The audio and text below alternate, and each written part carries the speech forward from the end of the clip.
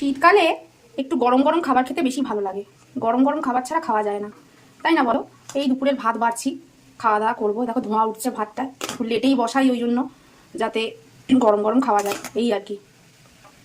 ভাত দিলাম আর ডালটা তো হচ্ছে দেখালাম। আমার কড়াই দেখে আবার কেউ আবার বলো না টোন কেটে, আমার কড়াই এরকম হয় সেরকম হয়, যা ঠান্ডা পড়েছে মাজতে গিয়ে ফাটছে। তো নিজেই মাজি, কাজের লোক টোক তো নেই যে করে দেবে, এই জন্য নিজে নিজেই করি। এই দেখো গরম গরম কড়াই থেকে ডাল ফুটন্ত নামিয়ে নিলাম, বেড়ে নিলাম। নিয়ে নেবো আলু ভাজা, এবার নিয়ে নেবো আলু ভাজা। আলু ভাজা বেড়ে নেবো পাতে, খুব ফেভারিট, খুব ভালো লাগে খেতে, জানো তো, দারুণ। আর একটুখানি এই যে বেড়ে নিলাম। আলু ভাজা ছাড়া কি চলে বলো? লাল লঙ্কা একটা মাঝখানে, আর সঙ্গে দেবো কি বলো তো, এই যে এই যে দেখো কেমন সাজালাম।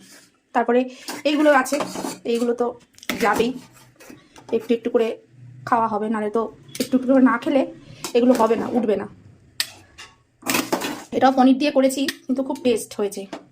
আর এটা আমি বাটি ধরে দিয়ে দেবো। এই দেখো বাড়লাম থালাটা, কেমন লাগলো?